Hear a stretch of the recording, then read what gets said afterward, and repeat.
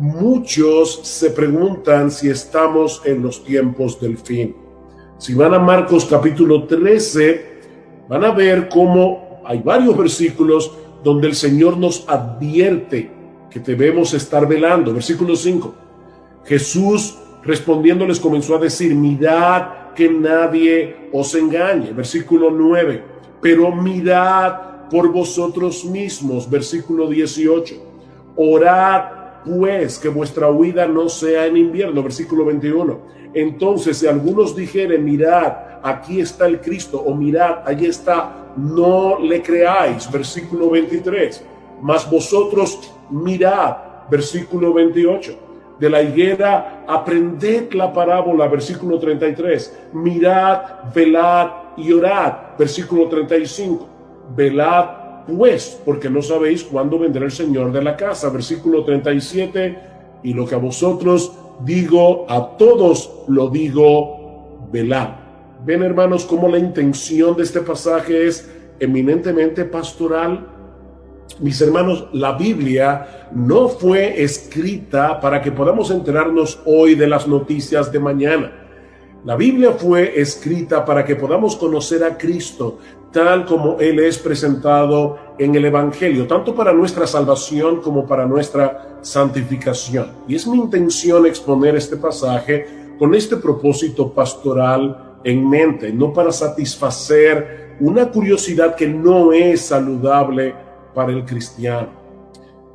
Habiendo hecho esta aclaración y a la luz de la inquietud que hemos planteado ya sobre las señales del fin del mundo, en esta ocasión quiero concentrarme básicamente en los primeros 13 versículos de Marcos 13 y los pasajes paralelos que se encuentran en Mateo 24 y en Lucas 21. Así que permítanme, antes que todo, colocar este texto en su contexto. Y por favor, yo les pido, mis hermanos, que tengan paciencia. Cuando yo era niño y nos mudamos de un pueblo a la capital, mi familia estaba construyendo la casa paterna, y mientras hacían los cimientos de la casa, lo que nosotros llamamos la zapata, nosotros íbamos continuamente y a mí me daba la impresión de que la construcción no estaba avanzando. Bueno, yo les voy a pedir que tengan paciencia porque vamos a tener que primero echar los cimientos y puede ser que te dé la impresión de que no estamos avanzando, pero te vas a dar cuenta después cómo este contexto es tan importante para entender el tema que nos ocupa en esta tarde. Este discurso de Monte de los Olivos fue pronunciado durante la Semana de la Pasión, que comenzó el llamado Domingo de Ramos, cuando Jesús entró por última vez en la ciudad de Jerusalén para celebrar la Pascua con sus discípulos. Miles de personas se habían aglomerado en la entrada de la ciudad, aclamando con gozo a Jesús como el Mesías, el Hijo de David. Y mis hermanos, si no conociéramos la historia y pudiéramos viajar a través del famoso túnel del tiempo hasta ese Domingo de Ramos en Jerusalén, pensaríamos que la nación de Israel estaba experimentando un avivamiento espiritual. Pero muy pronto iba a ser evidente que toda esa algarabía no era más que una fachada religiosa, que eso no reflejaba la realidad del corazón. Unos días más tarde, Israel iba a rechazar a su Mesías. Y eso tendría serias repercusiones tanto a nivel político como a nivel espiritual para esta nación que en el antiguo pacto era una teocracia. Ese lunes en la mañana, después del Domingo de Ramos, Jesús y sus discípulos se dirigían hacia el templo en Jerusalén y encuentran en el camino una mata de higuera llena de hojas pero sin fruto. Y en un acto simbólico, Jesús maldice la higuera. Ahora deben tener en cuenta que en el Antiguo Testamento el árbol de higuera representaba la nación de Israel. Jesús maldice este árbol y se seca hasta la raíz. Eso era Israel en los días del Señor. Un hermoso árbol lleno de hojas, pero que no tenía frutos, a punto de recibir todo el peso de la ira de Dios por su formalismo religioso. Inmediatamente después, el Señor entra en el templo con sus discípulos, echa fuera a los comerciantes, a los cambistas y acusa a los sacerdotes de haber convertido la casa de Dios, el templo de Dios, en una cueva de ladrones. Y esa fue la gota que derramó el vaso. Porque eso fue el lunes, recuerden, el martes en la mañana Jesús fue confrontado en el templo por los líderes religiosos de Israel con una serie de preguntas capciosas, tratando de que él se incriminara con sus propias palabras y así poderlo acusar delante del Sanedrín como un blasfemo. En ese contexto, el Señor les cuenta a los líderes religiosos una historia en forma de parábola. Estoy en Marcos 12, acerca de un hombre que había plantado una viña y que se la había arrendado a unos labradores. Pero cuando llegó el tiempo de la vendimia y el dueño envía a algunos de sus siervos a buscar la parte de los frutos que le corresponde, estos labradores malvados los afrentan y los golpean, llegando incluso a matar a algunos de estos siervos. Pero en vez de darles lo que merecía, el dueño decide enviarles lo más preciado que tenía, a su propio hijo, al amado de su corazón. Lo dice el texto que echándole mano, lo mataron y lo arrojaron fuera de la viña. Comienzan a ver, hermanos, la intención de esta parábola. Y ahora Jesús les pregunta, ¿qué hará entonces el dueño de la viña? Y ellos responden, llevará a esos miserables a un fin lamentable y arrendará la viña a otros labradores que le paguen los frutos a su tiempo. Recuerden, hermanos, eso es inmediatamente antes del discurso del Monte de los Olivos. Ahora, obviamente la viña de esta historia es la nación de Israel y los labradores son sus líderes. De hecho, dice en Marcos capítulo 12, versículo 12, que a partir de ese momento ellos trataban de prender a Jesús porque comprendieron que contra ellos había dicho la parábola. Ellos entendieron perfectamente el significado de esta historia. De manera que esta parábola nos enseña lo mismo que la maldición de la higuera. Israel perdería su estatus de nación teocrática y la viña sería entregada a otros labradores, la iglesia, que sí producirían los frutos que se esperaba de ella. Más adelante, en ese mismo día, el Señor pronuncia unas palabras bien duras contra los escribas y fariseos. Y esto se recoge en Mateo capítulo 23. Ahora recuerden, Mateo tiene su discurso del Monte de los Olivos en el capítulo 24. Así que este discurso contra los líderes de Israel se encuentra inmediatamente antes del discurso del Monte de los Olivos. Y de nuevo Jesús vuelve sobre el mismo tema, el juicio de Dios contra Israel. Dice en Mateo 23, por tanto, mirad, yo os envío profetas, sabios y escribas. De ellos a unos los mataréis y crucificaréis, y a otros los azotaréis en vuestras sinagogas y los perseguiréis de ciudad en ciudad. Y ahora escuchen, mis hermanos, para que recaiga sobre vosotros la culpa de toda la sangre justa derramada sobre la tierra, desde el justo Abel hasta la sangre de Zacarías, a quien asesinasteis entre el templo y el altar. En verdad os digo que todo esto vendrá sobre esta generación. O sea, lo que Jesús está diciendo aquí es que el juicio de Dios habría de caer sobre Israel mientras estuviera viva esa generación que le estaba escuchando en ese momento. El Señor finaliza su advertencia con estas palabras, Mateo 23:37. Jerusalén, Jerusalén, que matas a los profetas y apedreas a los que te son enviados. ¿Recuerdan la parábola de la viña? cómo Dios envió los siervos y los apedrearon? ¿Cuántas veces quise juntar a tus hijos como la gallina junta sus polluelos debajo de sus alas y no quisiste? He aquí, vuestra casa os es dejada desierta, porque os digo que desde ahora no me veréis hasta que digáis bendito el que viene en el nombre del Señor. Ahora, yo no sé si se dieron cuenta de este detalle. Aunque Jerusalén era la ciudad de Dios y el templo de Salomón era la casa de Dios, ahora Cristo le llama vuestra casa. Vuestra casa os es dejada desierta. Mis hermanos, cuando Jesús salió del templo ese martes, fue para no regresar a ese lugar nunca más. De manera que en ese momento el templo dejó de ser la casa de Dios para convertirse en un edificio más. Porque, mis hermanos, ¿qué es lo que hace al templo la casa de Dios? Que la gloria de Dios esté allí. ¿Y quién es la gloria de Dios encarnada? Nuestro Señor Jesucristo. De hecho, ¿no tiene algo interesante en Marcos capítulo 3, en el versículo 4?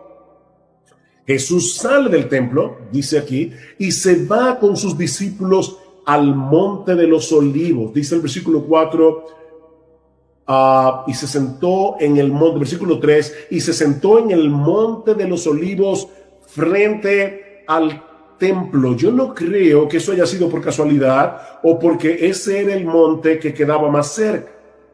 En los capítulos 10 y 11 del libro de Ezequiel, y yo les dije que tuvieran paciencia, que estamos haciendo, ¿verdad?, los cimientos de la casa.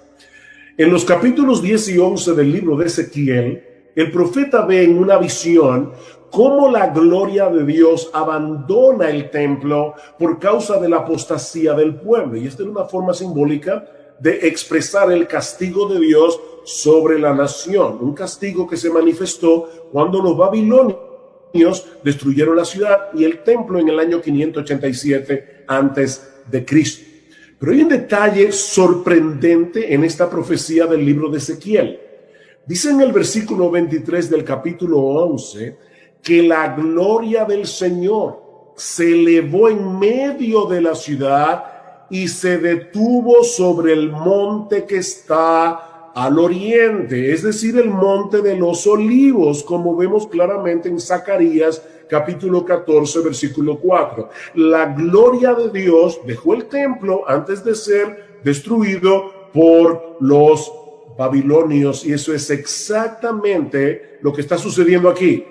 La gloria de Dios encarnada, ese verbo que se hizo carne, del quien dice Juan en Juan 1:14, y vimos su gloria, gloria como del unigénito del Padre, lleno de gracia y de verdad. Esa gloria encarnada estaba abandonando el templo para ir a sentarse en el monte de los olivos. Esa casa fue dejada desierta, como profetizó Jesús, porque la gloria de Dios, que era Él mismo, ya no regresaría al templo nunca más. Un templo sin gloria es un edificio como cualquier otro.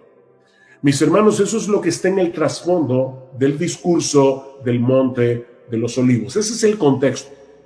Y eso nos lleva ahora al segundo encabezado de este mensaje. Es la profecía de Jesús sobre la destrucción del templo. Recuerden, Jesús les dice, vuestra casa os es dejada desierta. Esta casa va a ser destruida. Tal parece que estas palabras de Jesús habían dejado en shock a los discípulos. ¿Cómo era posible que el templo, la casa de Dios, fuera destruida? Vean el versículo 1 de Marcos 13.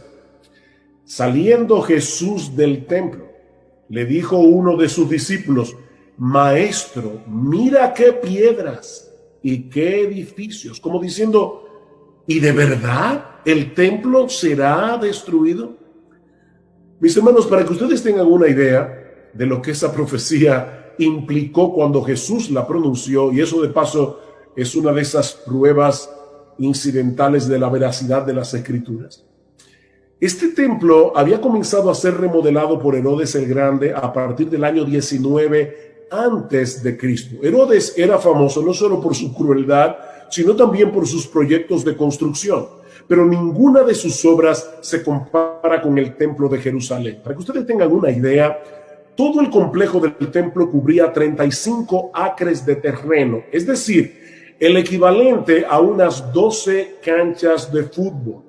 Y se calcula que algunas de las piedras que se emplearon para su construcción pesaban 1.000.000 de libras.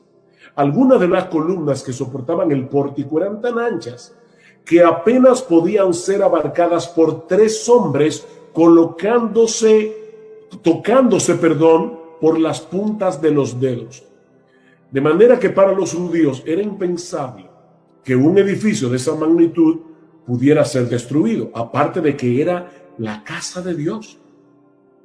Pero la destrucción predicha por Jesús sería de tal magnitud que el templo iba a ser arrasado desde sus cimientos. Versículo 2. Jesús respondiendo le dijo: ¿ves estos grandes edificios?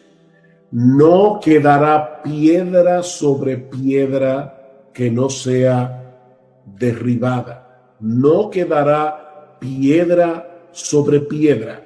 Este iba a ser el clímax de la ira de Dios sobre esta nación por haber desechado a su Mesías, y es lo que se describe en los versículos 14 al 23 de Marcos 13. Mi postura es que los versículos 14 al 23 de Marcos 13 no predicen los días antes de la segunda venida, sino la destrucción de Jerusalén y del templo. El pasaje paralelo de Lucas 21 no deja lugar a dudas con respecto a esto. Dice Lucas: pero cuando veáis a Jerusalén rodeada de ejércitos, ese es el pasaje paralelo de esta porción de Marcos. Cuando veáis a Jerusalén rodeada de ejércitos, sabed entonces que su desolación está cerca. Entonces los que estén en Judea huyan a los montes. El Señor no puede haber estado hablando de los eventos que habrían de suceder inmediatamente antes de su segunda venida, porque más adelante, en Lucas 21-24, Él dice a los judíos: caerán a filo de espada y serán llevados cautivos a todas las naciones. Ven, eso fue lo que sucedió en el primer siglo. Y Jerusalén será hollada por los gentiles hasta que los tiempos de los gentiles se cumplan. Eso ocurrió en el siglo primero y era algo que varios de los discípulos que estaban allí escuchando el discurso iban a experimentar. Es por eso que en el versículo 23 de Marcos 13 el Señor les dice: mas vosotros mirad, ustedes que me están oyendo, miren, porque os lo he dicho todo antes de que ocurra. Tito, el hijo del emperador Vespasiano, atacó la ciudad de Jerusalén en abril del año 70 después de Cristo. Pero la ciudad resistió por un tiempo hasta que finalmente el 24 de julio los romanos capturaron la fortaleza Antonia. El 24 de agosto quemaron las puertas del templo y 2 días después le prendieron fuego al santuario. Ya para el 26 de septiembre de ese mismo año, toda la ciudad se encontraba en sus manos hasta que Tito la arrasó completamente, tal como Jesús lo había predicho 40 años antes. Solo quedaron en pie las 3 torres del palacio de Herodes en el muro occidental y parte de la muralla. Todo lo demás fue destruido. En el templo de Jerusalén no quedó piedra sobre piedra que no fuera derribada. De acuerdo al historiador Flavio Josefo, más de 1.000.000 de personas murieron durante el asedio, aparte de los 97.000 judíos que fueron capturados y vendidos como esclavos. Mis hermanos, esto fue una masacre total. Es por eso que Cristo va a decir en esa porción de Marcos que esa sería la tribulación más grande que la nación de Israel ha sufrido como teocracia, ni sufrirá jamás. Por esto, mis hermanos, es que era tan difícil de imaginar para los judíos, para los discípulos, que esto iba a suceder a menos que estuviera llegando el fin del mundo. Y es por eso que los discípulos conectaron la caída de Jerusalén y del templo con el fin del mundo o el fin del siglo. De ahí la pregunta del versículo 4. Vean una vez más versículo 3 y 4. y se sentó en el monte de los olivos frente al templo, y Pedro, Jacobo, Juan y Andrés le preguntaron aparte: dinos, ¿cuándo serán estas cosas? ¿Y qué señal habrá cuando todas estas cosas hayan de cumplirse? Perdón. En el pasaje paralelo, en el Evangelio de Mateo, encontramos la pregunta en una forma más completa. Dinos cuándo serán estas cosas, es decir, la destrucción de Jerusalén y del templo, y qué señal habrá de tu venida y del fin del siglo. ¿Ven cómo los apóstoles parecen estar conectando estos eventos al mismo tiempo? La destrucción de Jerusalén y el templo por un lado, y la segunda venida de Cristo y el fin del mundo por el otro. Pero Jesús quiere hacerles ver ahora que habrá un lapso de tiempo indefinido entre estos eventos. De ahí las advertencias del Señor que encontramos en los versículos 5 al 13, lo que me lleva a mi próximo encabezado, las advertencias de Jesús. La primera de esas advertencias la encontramos en los versículos 5 al 8, y es que tengan cuidado los discípulos de no dejarse engañar por las supuestas señales de su venida y del fin del mundo. Por favor, lean conmigo Marcos 13. Voy a pedirles, yo no sé si ustedes están captando con mi computadora el ruido que hay alrededor, pero estamos en elecciones y eso es lo que pasa en mi país, se convierte en un carnaval. Pero escuchen lo que dice versículos 5 al 8. Jesús respondiéndoles comenzó a decir: mirad que nadie os engañe, porque vendrán muchos en mi nombre diciendo yo soy el Cristo, y engañarán a muchos. Mas cuando oigáis de guerras y de rumores de guerras, no os turbéis, porque es necesario que suceda así, pero aún no es el fin, porque se levantará nación contra nación y reino contra reino, y habrá terremotos en muchos lugares, y habrá hambres y alborotos, y Lucas menciona también habrá pestes, habrá pestilencias, principios de dolores son estos. ¿Se dan cuenta, hermanos? Esta enseñanza de Jesús es tan clara que resulta increíble la cantidad enorme de personas que han sido engañadas a lo largo de la historia, pensando que el fin del mundo estaba a la vuelta de la esquina, porque algunos de estos eventos, como los que el Señor está describiendo aquí, estaban ocurriendo. Pero Jesús les dice: vendrán falsos cristos, oiréis de guerras y rumores de guerras, naciones se levantarán nación contra naciones para pelear contra otros, reino contra reino, habrá terremotos, hambrunas, pestes, pandemias, pero todavía no es el fin, dice el Señor en el versículo 7. Estos solo son principios de dolores, dice Jesús en el versículo 8. Y esta es una posible referencia a los dolores de la mujer encinta.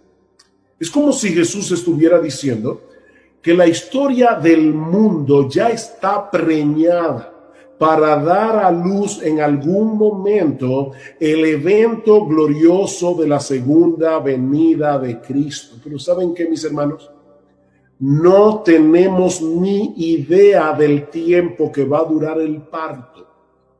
Si hay hermanas que me están mirando, y seguramente sí, muchas que han dado a luz, saben que una mujer puede estar 3 horas en labor de parto, otra puede estar 20 horas en labor de parto.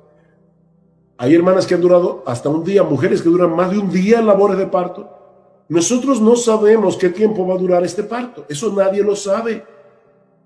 Sí sabemos que los dolores de la mujer encinta se intensifican y se hacen más seguidos a medida que se acerca el alumbramiento del bebé. Y de la misma manera, podemos suponer que las señales que el Señor está mencionando aquí serán más intensas, serán más seguidas a medida que nos acercamos a su venida y al fin del mundo. Pero eso sigue siendo muy impreciso.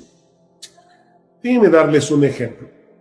Imaginen por un momento a los creyentes que vivieron a principios del siglo XX.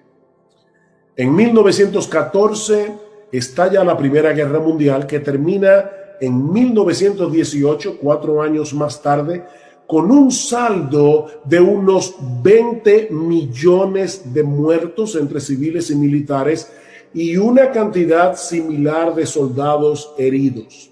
Y sin hablar de cómo eso afectó la economía mundial. Ese mismo año, 1918, llega la pandemia de la gripe española, la más letal de toda la historia, con un saldo de 40 millones de muertos. Es decir, que entre 1914 y 1920, que fue cuando terminó la pandemia de la gripe española, murieron unos 60 millones de personas. 60 millones de personas. Han pasado 100 años después de estos eventos y estamos en el 2020 y todavía estamos aquí. Mis hermanos, no caigamos en la trampa de querer discernir cuándo será el fin del mundo, porque lo cierto es que no lo sabemos. No lo sabemos. Sí, yo sé que el mundo está muy convulsionado.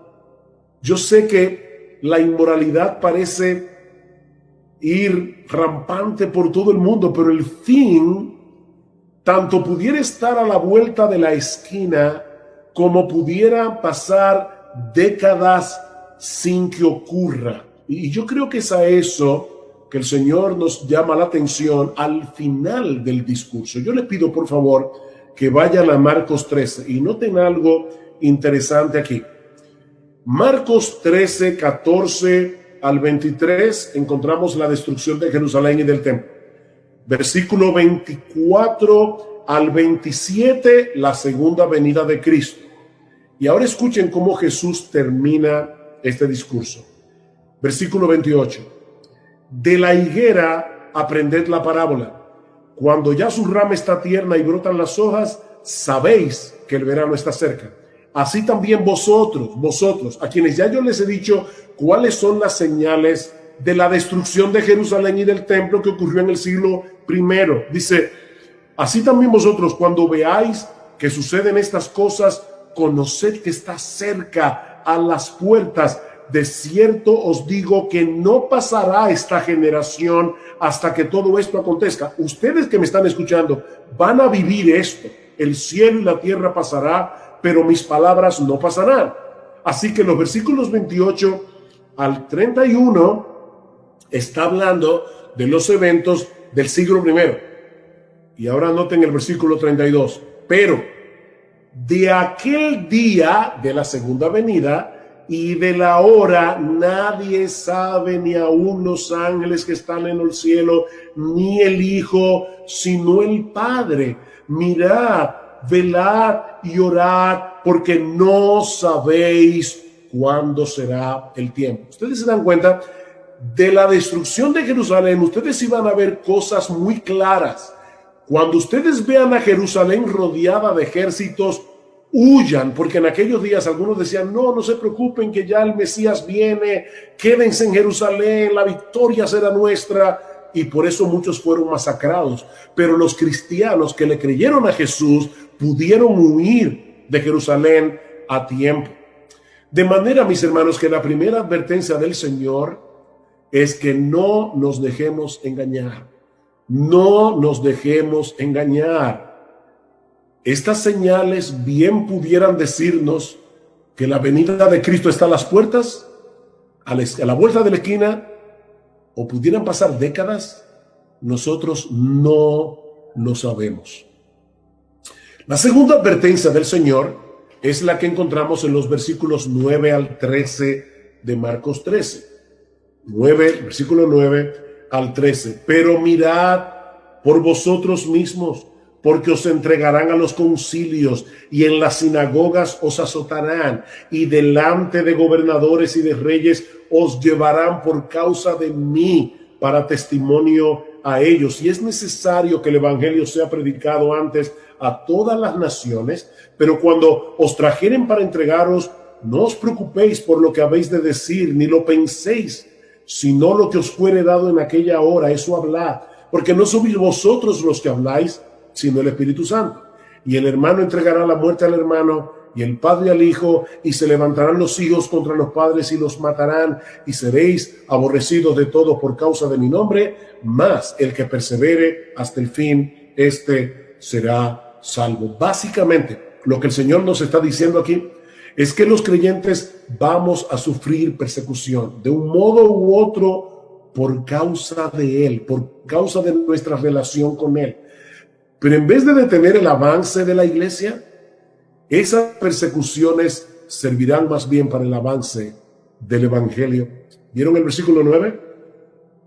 Mirad, el versículo 9, por vosotros mismos, porque os entregarán a los concilios en las sinagogas, delante de los gobernadores y reyes os llevarán por causa de mí. ¿Para qué? Para testimonio a ellos. Y eso lo vemos claramente en el libro de los Hechos. A los apóstoles dando testimonio del evangelio delante de las autoridades judías y romanas, cada vez que fueron llamados a comparecer ante las sinagogas y los tribunales por causa del Señor Jesucristo. Versículo 10. Y es necesario que el evangelio sea predicado antes a todas las naciones. Mis hermanos, ese es otro indicativo de que la segunda venida de Cristo no habría de suceder inmediatamente después de la destrucción de Jerusalén y del templo. Y es el hecho de que el evangelio debía ser predicado antes a todas las naciones. Ese es el trabajo de los profetas. Llamar al pueblo al arrepentimiento, llamar al pueblo a volverse de sus ídolos para refugiarse en Dios. Dice, yo los llamé una y otra vez a través de los profetas, pero no quisieron. He aquí, vuestra casa se os deja desierta, porque os digo que desde ahora en adelante no me veréis más hasta que digáis, bendito el que viene en el nombre del Señor. Wow, interesante el cambio de lenguaje que se ha producido aquí. Mis hermanos, Jerusalén era la ciudad de Dios, porque allí se encontraba la casa de Dios, el templo. ¿Ustedes recuerdan la palabra de Jesús cuando purificó el templo el día anterior? Mi casa será llamada casa de oración, mas vosotros la habéis hecho cueva de ladrones. Mi casa, pero ahora Cristo dice vuestra casa. Vuestra casa se os deja desierta. ¿Qué estaba pasando aquí? Mis hermanos, cuando Jesús salió del templo ese martes para no regresar nunca más, no solo lo estaba dejando físicamente, Cristo como el Dios encarnado lo estaba abandonando espiritualmente. En ese momento el templo dejó de ser la casa de Dios para convertirse en un edificio más. De hecho, ¿no tiene algo sumamente interesante en el versículo 4 de Marcos 13? Dice, versículo 1, dice, cuando salía del templo, uno de sus discípulos le dijo, maestro, mira qué piedras y qué edificios. Jesús les dijo, ves, estos grandes edificios, no quedará piedra sobre piedra que no sea derribada. Y estando él sentado en el monte de los olivos, frente al templo, Pedro, Jacobo, Juan y Andrés le preguntaron en privado, ¿cuándo sucederá esto? ¿Dónde estaba Jesús? En el monte de los olivos.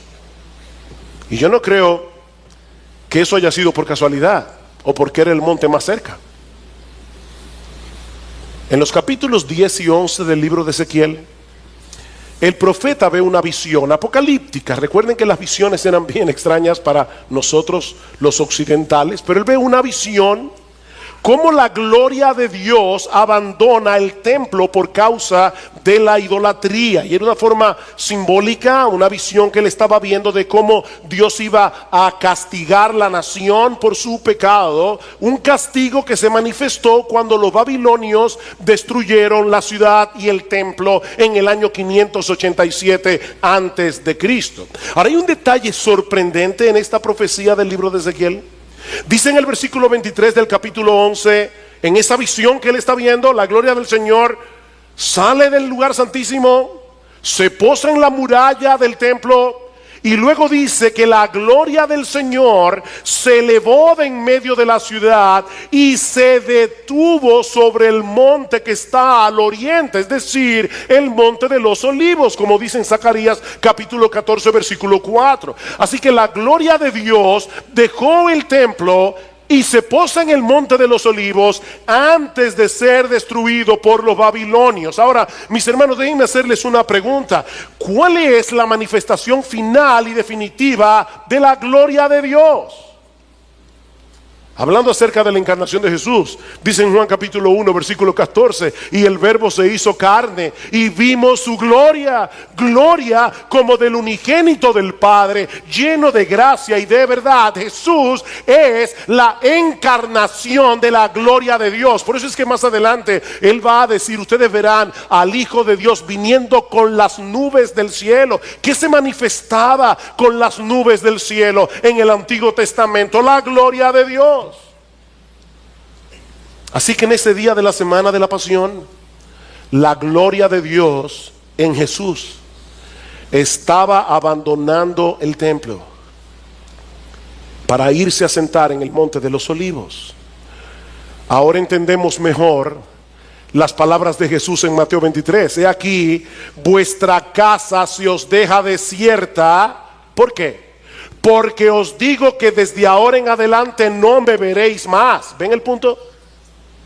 Vuestra casa es desolada, es la misma palabra que se usa en griego aquí. Vuestra casa será desolada porque ustedes no me verán más hasta que digáis: bendito el que viene en el nombre del Señor. Pero yo le voy a hacer una pregunta. ¿Esas palabras no le suenan familiares? Bendito el que viene en el nombre del Señor. Eso fue lo que los judíos dijeron cuando Jesús entró en Jerusalén el domingo de Ramos. Y ahora Jesús está diciendo: sí, ustedes me aclamaron a mí ese domingo diciendo: bendito el que viene en el nombre del Señor, hosana en las alturas. Pero todo eso era de la boca para afuera. Lo que Jesús está diciendo aquí es: Dios los está abandonando porque no me reconocieron a mí como el Mesías.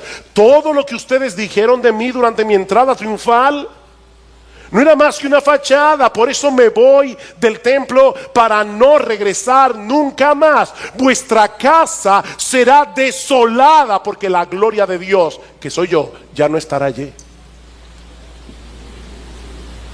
Por eso es que alguien decía: con Jesús no hay alternativa. O Jesús era un loco, o era un farsante, o era Dios. Como dice el C.S. Lewis: no me salgas con esa condescendencia hacia Jesús diciendo que era un gran hombre. No, si Jesús no era Dios, Él no era un gran hombre. Si Jesús no era Dios, era un megalomano, o estaba loco. Pero Él era Dios. Dios de Dios, luz de luz, Dios verdadero del Dios verdadero. Mis hermanos, fue la gloria de Dios encarnada la que abandonó el templo ese día. Dios estaba repudiando a Israel y a la ciudad santa para que no fueran su casa nunca más. Como bien señala Sam Storms, la destrucción física del templo no era otra cosa que la consumación externa del repudio espiritual de parte de Dios. Ese es el trasfondo del discurso del Monte de los Olivos. Y si no entendemos eso, no vamos a entender el discurso. Eso nos lleva a nuestro segundo encabezado: la profecía sobre la destrucción del templo. Tal parece que las palabras de Jesús dejaron en shock a los discípulos.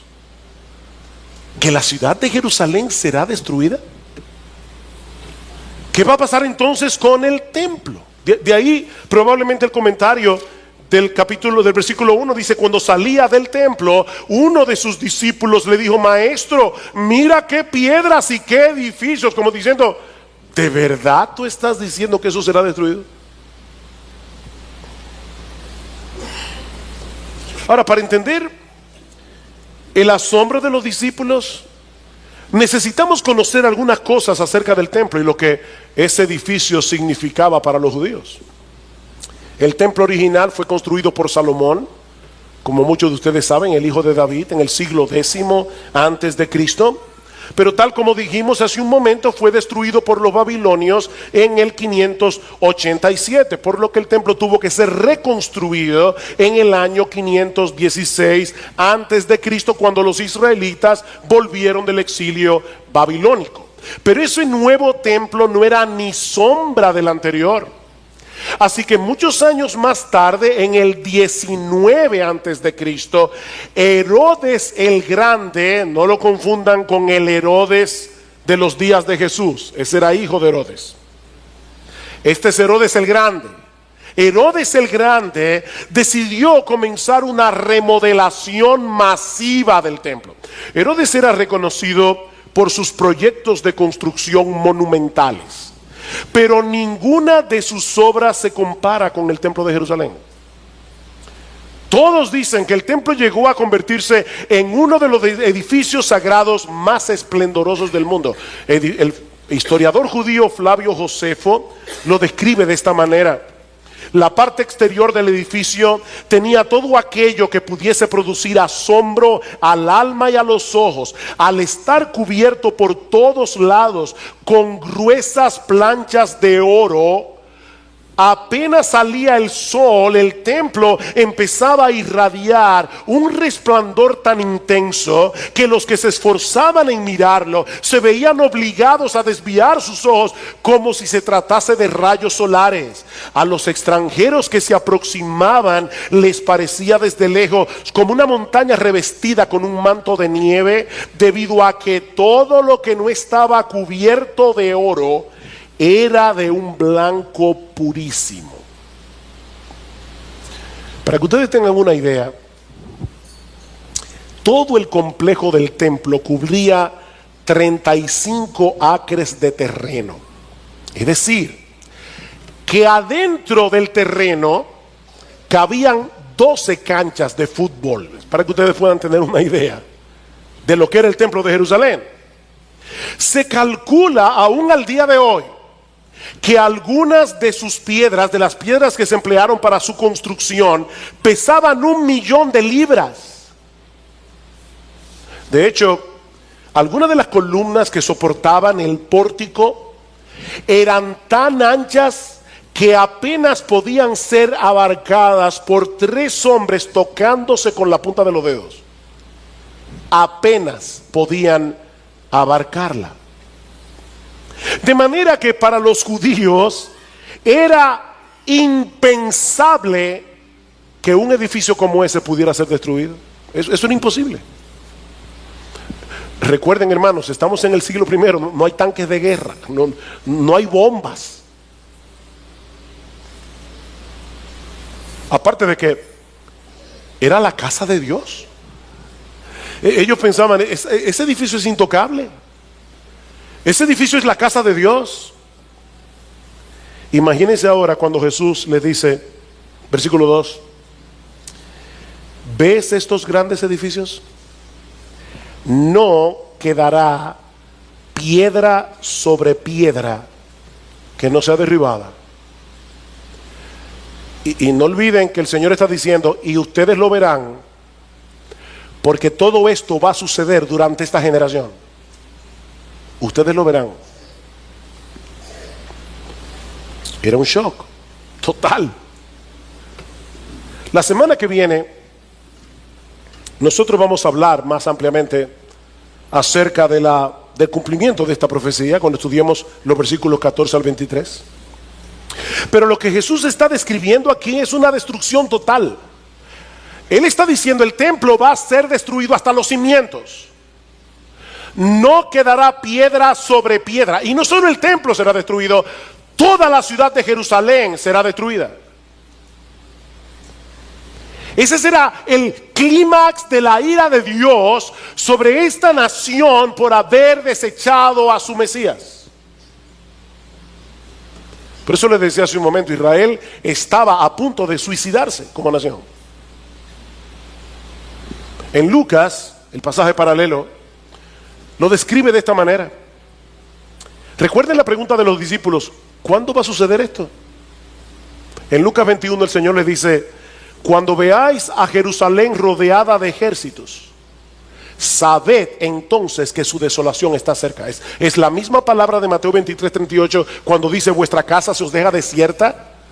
Ahora está diciendo: cuando veáis a Jerusalén rodeada de ejércitos, sabed que la destrucción está cerca. Por eso los que estén en Judea huyan a los montes. ¿Saben que los historiadores se extrañan? Porque eso lo vamos a ver más ampliamente la semana que viene. Estoy aquí tratando de no meterme más allá, pero es difícil aguantar la tentación. ¿Saben que los historiadores se extrañan? Porque muchos judíos, casi la población entera, fue arrasada por Tito, por los romanos en el año 70. Pero muy pocos cristianos murieron, muy pocos. ¿Saben por qué? Porque ellos tomaron en serio las palabras de Jesús. Y cuando ellos vieron el ejército de Vespasiano, comandado por Tito su hijo, ellos no le hicieron caso a los que decían: no se preocupen, que ya Cristo viene, ya la salvación está cerca, no se vayan de Jerusalén, nosotros vamos a resistir como hombres.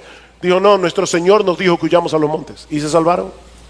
La mayoría de los cristianos huyan a los montes, y los que estén en medio de la ciudad, aléjense, y los que estén en los campos, no entren en la ciudad, porque estos son días de venganza, para que se cumplan todas las cosas que están escritas.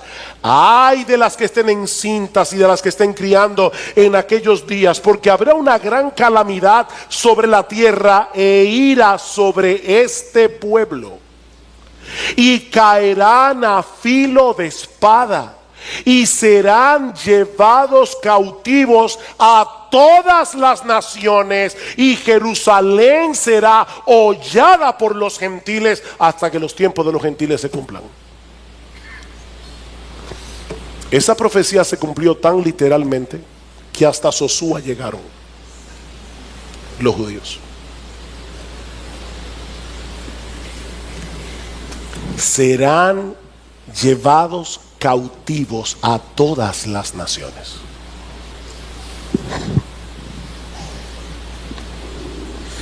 Eso era tan difícil de imaginar para los discípulos, que es muy probable que en la mente de ellos asociaran estos eventos con el fin del mundo. No, si es verdad que Jerusalén va a ser arrasada y que del templo no quedará piedra sobre piedra, tiene que ser que está llegando el fin del mundo. De ahí la pregunta de los discípulos. Dice en Marcos capítulo 13, versículo 3: y estando él sentado en el monte de los olivos frente al templo, Pedro, Jacobo, Juan y Andrés le preguntaron en privado: dinos cuándo sucederá esto, ¿y qué señal habrá cuando todas estas cosas se hayan de cumplir? En el pasaje paralelo del Evangelio de Mateo encontramos una versión más completa de la pregunta. Ellos preguntaron: dinos cuándo sucederá esto, refiriéndose obviamente a la destrucción de Jerusalén y del templo. ¿Y cuál será la señal de tu venida y de la consumación del siglo? Tal parece que en la mente de ellos esas tres cosas tenían que suceder al mismo tiempo: la destrucción de Jerusalén y del templo, la segunda venida de Jesús y el fin del mundo. Pero ahora Jesús les hace ver que hay un lapso indefinido de tiempo entre un evento y los otros dos. Esa es la razón del discurso del Monte de los Olivos. Ven, hermanos, ¿por qué les decía al principio que Jesús no estaba tratando de darnos ayer la noticia de mañana? Ese no es el propósito. Estos hombres necesitaban instrucción. Y lo que Jesús les está diciendo es: no se dejen engañar, ni la segunda venida de Cristo ni el fin del mundo van a suceder inmediatamente después de la destrucción de Jerusalén y del templo. Muchas cosas tienen que ocurrir antes de mi segunda venida. Ahora, increíble, Cristo no ha muerto todavía en la cruz, y Él está diciendo: yo voy a morir, voy a resucitar, voy a subir al cielo y vuelvo otra vez. Pero no conecten una cosa con la otra.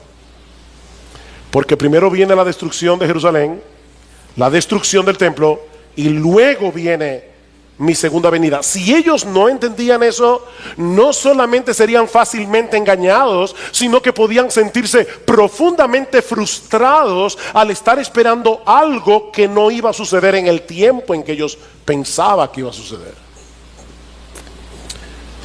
De ahí las advertencias del Señor en los versículos 5 al 13. Cristo da dos advertencias que voy a ver muy brevemente. La primera en los versículos 5 al 8. Y básicamente lo que el Señor les está diciendo allí es: tengan cuidado, no se dejen engañar por supuestas señales. Vean el versículo 5. Jesús comenzó a decirles: mirad que nadie os engañe. Muchos vendrán en mi nombre diciendo: yo soy el Cristo, y engañarán a muchos. Y cuando oigáis de guerras y de rumores de guerras, no os alarméis.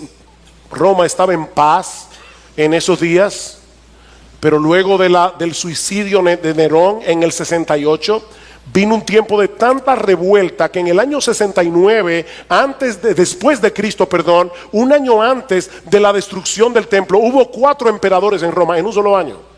Oiréis de guerra, rumores de guerra. No os alarméis. Es necesario que todo esto suceda, pero todavía no es el fin. Porque se levantará nación contra nación y reino contra reino, y habrá terremotos y hambres en diversos lugares. Esto solo es el comienzo de dolores.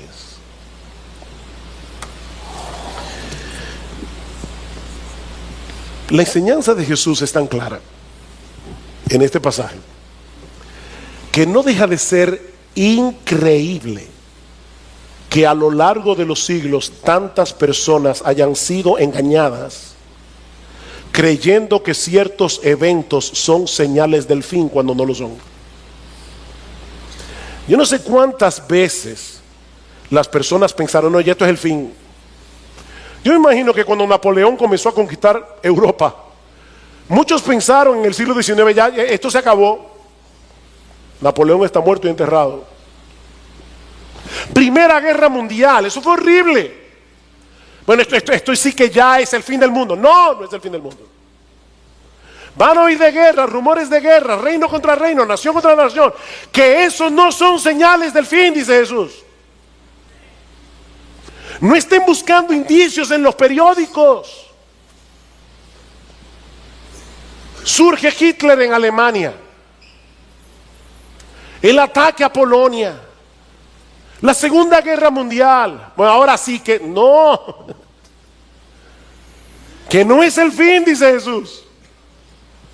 Increíble, ¿verdad? ¿Cómo? ¿Qué es lo que le pasa a la gente? Que no leen la Biblia. Lo que pasa es que no leen el texto con cuidado. Aquí dice que no se dejen engañar, que esas no son señales del fin. Eso es lo que va a estar pasando a lo largo de toda la historia hasta que yo vuelva en gloria. No se dejen engañar. Vendrán falsos cristos, oiréis de guerra, rumores de guerra, nación contra nación, reino contra reino, terremotos, hambrunas. Pero todavía no es el fin.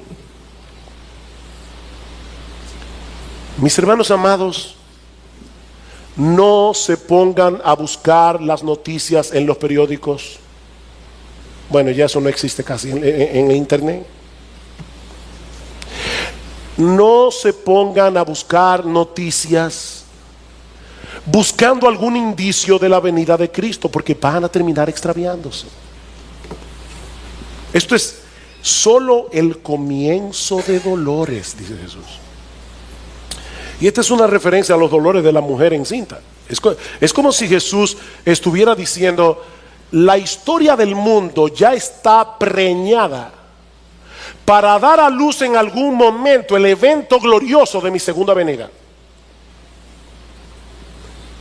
Pero mis hermanos, nosotros no tenemos ni idea del tiempo que va a durar el parto. ¿Saben que hay mujeres que se pasan 24 horas con dolores? Y hay otras que en el tercer pujo dan a luz y duran 2 horas. No sabemos. Eso es lo que Jesús está diciendo. No sabemos.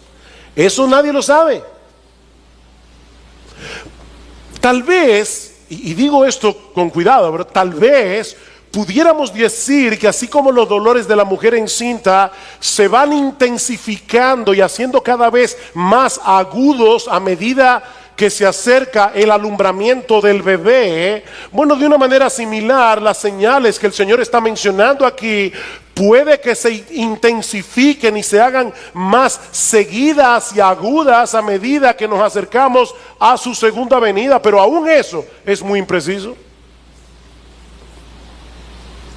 ¿Cómo sabemos cuántas guerras, cuántos terremotos, cuántas hambrunas tienen que llegar para que Jesús regrese en gloria? Así que primera advertencia, no se dejen engañar. Segunda advertencia, versículos 9 al 13. El Señor les dice, los creyentes van a sufrir persecución durante toda esa era, de un modo u otro, por causa mía, dice Jesús. Lo dice 2 veces, por causa mía. Pero en vez de detener el avance de la iglesia, ¿saben qué dice el Señor? Esas persecuciones servirán para llevar el evangelio a todas partes y para purificar a la iglesia, para saber quiénes son suyos y quiénes no lo son. Versículo 9. Pero estad alertas, porque os entregarán a los tribunales y seréis azotados en las sinagogas y compareceréis delante de gobernadores y reyes por mi causa, para testimonio a ellos. Voy a usar, dice el Señor, esas mismas persecuciones para que ustedes lleguen a lugares donde probablemente no habrían podido llegar de otra forma. Y en esos lugares, delante de reyes, delante de gobernadores, ustedes van a dar testimonio de mí. Van a dar testimonio de mí. Versículo 10. Pero primero el evangelio debe ser predicado a todas las naciones. Es como si el Señor estuviera diciendo, no se preocupen por las persecuciones, la iglesia nunca será exterminada. Hay momentos, ¿verdad?, en que parece que el mal, el humanismo secular se va a tragar a la iglesia. Jesús dice, no importa cuánta persecución haya, la iglesia va a durar hasta que yo vuelva. Porque este evangelio será predicado a todas las naciones. Este es un indicativo claro, mis hermanos, de que la segunda venida no podía suceder inmediatamente después de la destrucción del templo. Y no tengo una palabrita importante. Primero el evangelio debe ser predicado. ¿Vieron eso? Es un deber. Primero el evangelio debe ser predicado. Mis hermanos, para nosotros no es una opción predicar el evangelio. Nosotros estamos aquí en este mundo para predicar el evangelio. Y dice Cristo, y ese evangelio va a llegar a todas las naciones. Y el evangelio de Mateo añade, y entonces vendrá el fin. Entonces vendrá el fin. ¿Recuerdan la promesa dada a Abraham? En ti serán benditas todas las familias de la tierra. Jesús es ese hijo de Abraham, en quien han sido benditas con la salvación todas las familias de la tierra. Este evangelio va a llegar a todas las familias de la tierra. Pero mis hermanos, una vez más, nosotros no podemos saber cuándo la iglesia habrá completado esta comisión para poder decir, ya faltan 15 minutos para que llegue el Señor. No lo sabemos. Versículo 11. Y cuando os lleven y os entreguen, no os preocupéis de antemano por lo que vais a decir, sino que lo que os sea dado en aquella hora, eso hablad, porque no sois vosotros los que hablad, sino el Espíritu Santo. Imagínense a los apóstoles escuchando, estos 12 pescadores, la mayoría de ellos pescadores, hombres del pueblo, y Jesús les está diciendo, ustedes van a ser llevados delante de reyes, van a ser llevados delante de gobernadores y van a dar testimonio de mí. Probablemente estaban temblando y ahora Cristo les dice, no tengan temor, no tengan temor. No se preocupen de antemano por lo que tengan que decir, porque cuando llegue el momento preciso, el Espíritu Santo que está en ustedes, Él los va a capacitar para que ustedes digan lo que tienen que decir. Él les dará el coraje, Él les dará las palabras. Y ¿saben qué, mis hermanos? Aunque esa promesa se cumple primariamente en los apóstoles, secundariamente para todos nosotros, porque después de Pentecostés, el Espíritu Santo mora en todos los que son verdaderos creyentes. Yo no sé a cuántos de ustedes les ha pasado, pero hay momentos en que uno conoce a cierta persona, que ya sea por su posición o por lo que sea, uno se siente intimidado. Si a ti no te ha pasado, te felicito. A mí me ha pasado. Y uno dice: Señor, yo tengo que predicarle el evangelio. Yo no sé ni cómo voy a comenzar, pero por favor, Señor, ayúdame. Y es increíble cómo el Señor de repente abre la boca, uno comienza a hablar. Y yo no sé si a ti te ha pasado esto que yo he experimentado, pero hay momentos que yo me pregunto: ¿y soy yo que estoy hablando? Y yo sé que soy yo, no hay ninguna inspiración aquí, pero hay una capacitación especial del Señor para predicar su palabra. Así que no tengan temor. No tengan temor. Versículo 12. Y el hermano entregará la muerte al hermano, y el padre al hijo, y los hijos se levantarán contra los padres y les causarán la muerte, y seréis odiados de todos por causa de mi nombre. No es fácil experimentar persecución de parte del gobierno, pero mis hermanos, cuando esa persecución viene de la familia, es mucho más doloroso, es mucho más difícil de soportar. Pero mis hermanos, eso es lo que millones de creyentes han tenido que sufrir a lo largo de la historia. En lugares islámicos hay padres que han entregado a muerte a sus propios hijos por haberse convertido al cristianismo. Yo conocí a un joven médico de Arabia Saudita y él nos contaba su historia. ¡Wow! ¿Cuánto sufrió ese muchacho? De mano de su propia familia por haberse convertido al Señor. Y noten que Jesús no está hablando aquí de un simple rechazo de parte de los miembros de la familia. No, es mucho más que eso. Jesús está diciendo aquí que el aborrecimiento del mundo hacia Él es tan profundo que por causa de nuestra identificación con Él, dice: seréis aborrecidos de todo por causa mía. Dicen aquellos lugares y momentos donde el evangelio es ilegal, donde ser cristiano es ilegal, el hermano entregará la muerte al hermano, el padre al hijo, los hijos se levantarán contra los padres y los harán morir. ¡Wow! Siempre se ha dicho, ¿verdad?, que la sangre pesa más que el agua, refiriéndose a la inclinación natural que sentimos hacia los miembros de nuestra propia familia, sobre todo la familia inmediata. Pero Jesús nos está diciendo en este texto que el aborrecimiento que el mundo siente hacia Él puede llegar a quebrantar esos lazos de amor y convertirse en rechazo y aborrecimiento, simplemente porque somos cristianos. Y es importante que subraye esto, porque una persona puede ser aborrecida porque es un imprudente.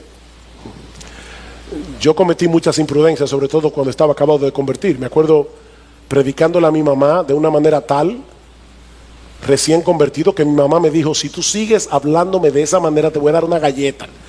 Y para aquellos que no saben lo que es una galleta, porque lo están viendo por internet y están en otros países, no es una galletica de chocolate, es una bofetada. Ahora, ¿saben que yo me lo gané? Yo no siempre he sido prudente predicando el evangelio y me avergüenzo de eso. Pero por más prudente que tú seas, vas a ser rechazado. Mi hermano, tú sigues a un Salvador que fue crucificado. Tú sigues a un Salvador que fue clavado en una cruz. Tú no puedes esperar que el mundo te trate mejor de lo que lo trató a él. Tú eres cristiano, tú llevas contigo el nombre de Cristo. Si el mundo os aborrece, dice Jesús, sabed que a mí me ha aborrecido antes que a vosotros.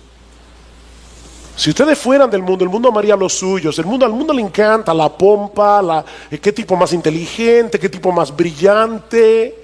Dice, miren, si ustedes fueran del mundo, el mundo los amaría, pero ustedes son míos y por eso el mundo los va a aborrecer. Seréis aborrecidos de todos por causa de mi nombre,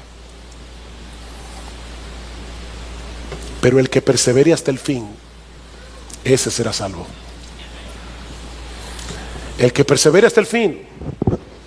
Por eso decía al principio, las persecuciones purifican la iglesia, porque sirven para separar a los verdaderos creyentes de lo que no lo son. Dice Cristo, el reino de los cielos se hace fuerte y solo los violentos lo arrebatan. El cristianismo no es para blandengues, no lo es. El cristianismo no es para gente cobarde. Cristo dice, van a tener que enfrentar persecución. De hecho, en la parábola del sembrador, en Lucas capítulo 8, versículo 13, Cristo mismo dice, hay personas que creen por algún tiempo, pero en el tiempo de la prueba se apartan, no lo aguantan. Ahora, la enseñanza de este texto no es que un verdadero creyente puede perder su salvación si no persevera hasta el fin. No. Lo que Jesús nos está enseñando aquí es que los verdaderos creyentes son aquellos que perseveran hasta el fin, aún en medio de las persecuciones. Esos son los que de verdad creyeron, aún en medio de las circunstancias difíciles de la vida. Queridos hermanos, ser cristiano nunca ha sido fácil y nunca lo será. Ser cristiano nunca ha sido fácil y nunca lo será. Cristo no era de estos predicadores populares que hay en el día de hoy. Ven a Cristo y todos tus problemas se van a solucionar. No, yo te estoy diciendo en esta mañana, ven a Cristo y probablemente vas a tener más problemas. Cristo dijo claramente, las zorras tienen guarida, las aves de los cielos nidos, pero el Hijo del Hombre no tiene dónde recostar su cabeza. ¿De verdad tú quieres seguirme a mí? Calcula el precio. Pero ¿saben qué?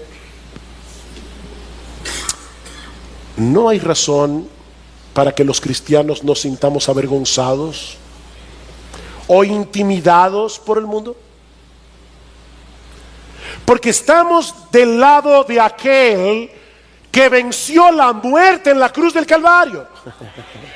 No hay razón para estar intimidados. Mis hermanos, independientemente de lo que el mundo piense de los cristianos, que somos unos retrógrados, que somos de mente estrecha, que nosotros estamos en la época de la Edad Media, que nosotros no somos progresistas, no importa lo que el mundo piense de los cristianos. Es un privilegio, es un gran privilegio seguir y servir a ese rey que por amor a nosotros se hizo siervo, para dar su vida en rescate por muchos. Es un privilegio ser cristiano. Porque ese que murió en debilidad ahora reina con poder a la diestra del Padre. Y dice Pablo en Efesios 1:11, 1:21, sobre todo principado y autoridad y poder y señorío. Él es el soberano de los reyes de la tierra, dice el apóstol Juan en Apocalipsis capítulo 1, versículo 5. El soberano de los reyes de la tierra. Y algún día todos doblarán su rodilla ante Jesús y confesarán que Él es el Señor. Miren, mis hermanos, si hay algo que nosotros aprendemos de este pasaje, le decía a mi esposa ayer, estoy peleando con el texto porque hay tantas cosas que tengo que decir y no las puedo decir en una sola hora.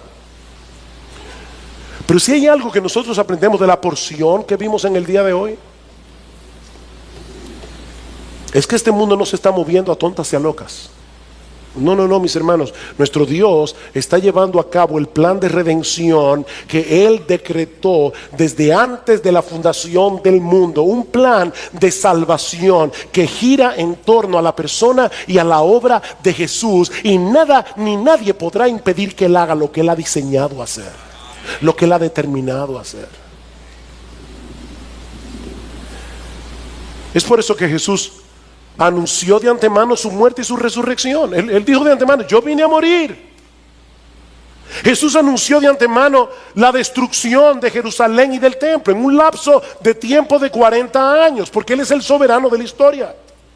Jesús anunció de antemano que los judíos serían esparcidos por todo el planeta Tierra por haberlos rechazado a Él. Jesús anunció que Él iba a edificar a su iglesia. Jesús anunció que la iglesia iba a prevalecer hasta la segunda venida a pesar de las persecuciones, que las puertas del Hades no prevalecerían contra la iglesia. Jesús anunció de antemano que su evangelio sería predicado a todas las naciones. Jesús anunció que Él regresará en gloria por segunda vez desde los cielos cuando todo se haya cumplido.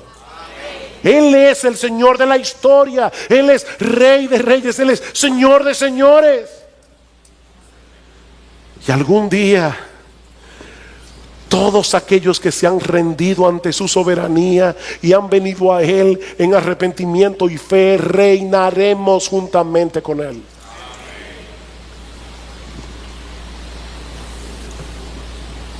Mi amigo, ¿de qué lado estarás tú ese día? ¿De qué lado estarás tú ese día?